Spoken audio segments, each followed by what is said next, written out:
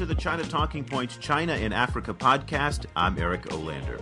Each week on this program, we explore a different facet of China's engagement with Africa. Today, we're going to pick off a very small piece on what's a huge topic, the emerging competition between China and India in Africa. Both of these emerging Asian superpowers are vying for greater economic engagement on the continent, and yet they are going about it in very different ways. My guest today has been looking at the different Chinese and Indian strategies. Edmund Ballina is the founder of Stratsys Insight, who does risk analysis on African affairs. He also writes a fantastic blog on African military, political, and economic issues.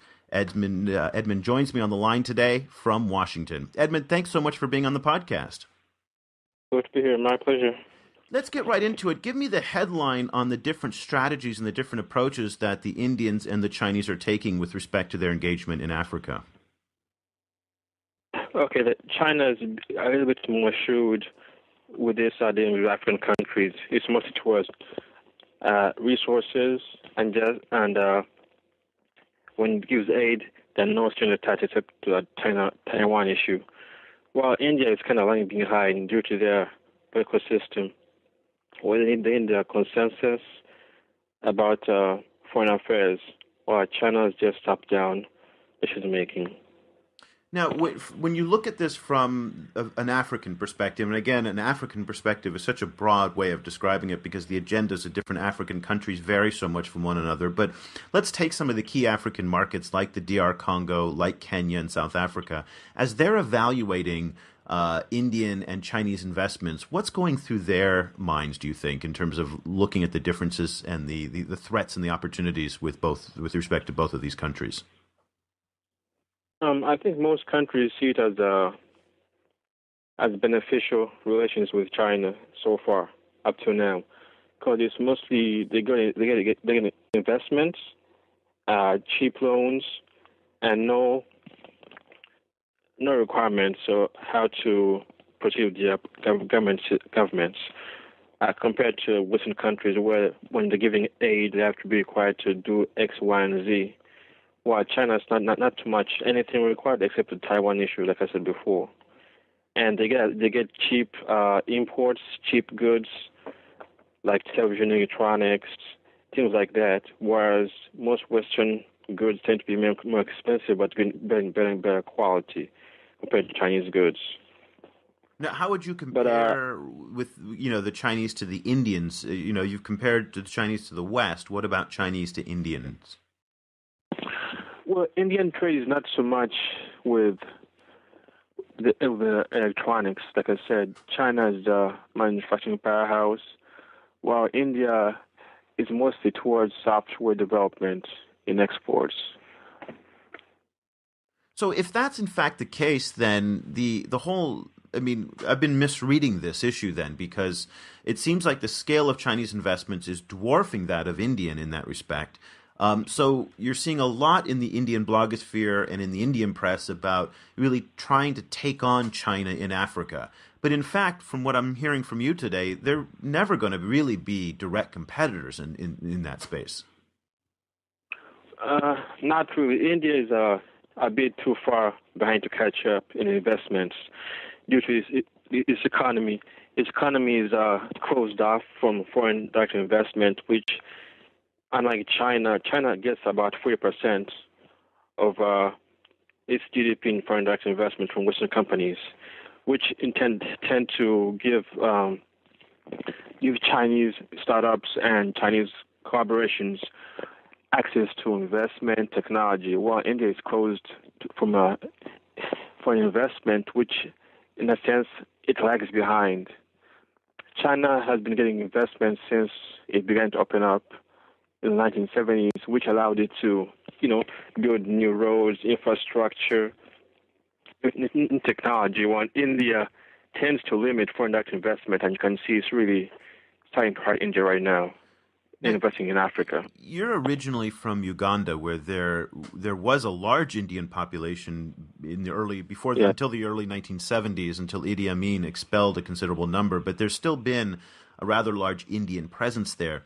Does that presence of the Indian population in places like Kenya, Uganda, and South Africa, among other Eastern African countries, does that help or does that hurt the Indian encroach into Africa? It does help because when you have local Indians, they tend to know the geography, the government, the nature of the host country better. So it does help in getting connections to, government officials, businessmen and women, entrepreneurs. So it does help when there's a local Indian population. But what's the relationship between Indians in places like Kampala because you guys have a lot of history together? That's good, and it can also be bad. Whereas the Chinese coming onto the scene completely as a fresh slate. Many people have never worked with Chinese, so they're giving them the benefit of the doubt. So tell me a little bit about the history of Indian, Ugandan, and Indian Kenyan relations, for example. There used to be resentment towards Indians during the 1970s and 80s because most Indians were the businessmen and business owners of shops in both countries. So there's kind of resentment about Indian immigrants. But that changed as, like Idi Amin came. He forced the Indians out, and they came back when the country got better and things like that. As for China, there's now a bit of growing resentment towards Chinese companies as they tend to require to hire Chinese workers, buy Chinese labor. So there's a growing resentment. It's not too big right now, but it's growing, whether it's in Namibia or in Angola or across in Uganda or Kenya. It's beginning to grow now.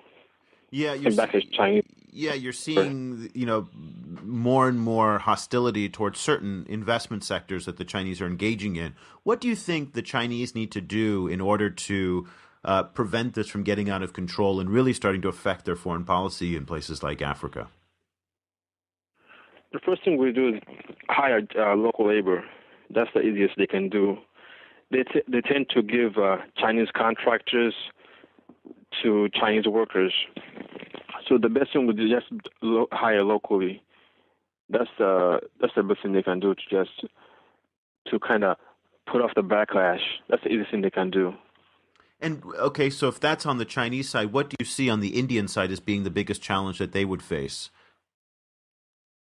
I would say it's speed, lack of decisive leadership, just to be decisive.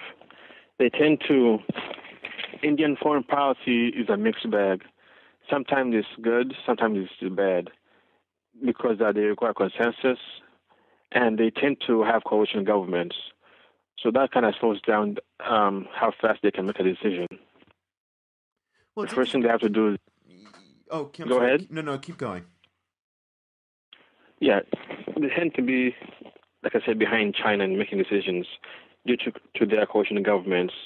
So until they have a political system where it's not too much based on coalition governments like the Communist Party and the right-wing parties and the business groups and the labor groups, they need to just kind of hash out the differences among coalition parties, which will in return allow India to be more precise and more forceful on the international scale.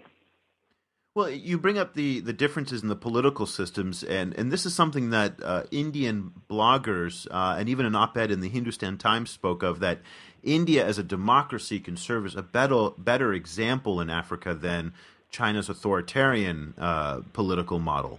From when you look at this from through Ugandan eyes and through Eastern African eyes and African eyes, do you think that some of the governments in Africa in the region look at China as an example, or do you think that they look at they aspire for a more democratic model that India is proposing, or is that a moot argument altogether? I would say they look China for economics. I don't think they look towards China for political governance. China is looked as a way to speed up and diversify an economy. Yeah, but you say that, but at the same time, you look at leaders like Paul Kagame in Rwanda, You even look at Joseph Kabila in the DRC. These are not.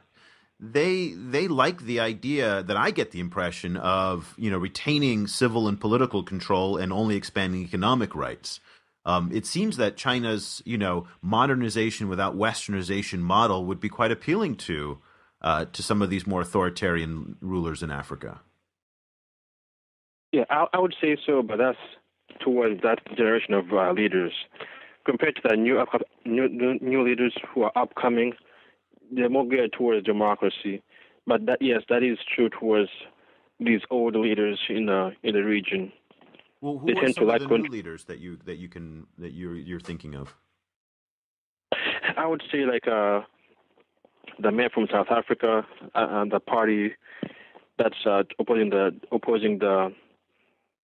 Congress Party in South Africa, and most leaders in Africa right now who are in charge, they used to be rebel leaders like Kagame, Museveni. They tend to be from an old school where they lack control. So, but they're getting new leaders who are up and coming, but they tend to not have enough political backing in the countries they are. Edmund, unfortunately, that is all the time we have today. Thank you so much for joining me on the China in Africa podcast. If you'd like to find out more about Edmund and Stratzis Insight, you can find him over at stratsisinsight.wordpress.com. That's StratsisIncite.wordpress.com. He's also on Twitter and Facebook. I've put links to all of those up on the China Talking Points website. And while you're at China Talking Points, be sure to check out all the different blogs, tweets, and podcasts that we've got all over there.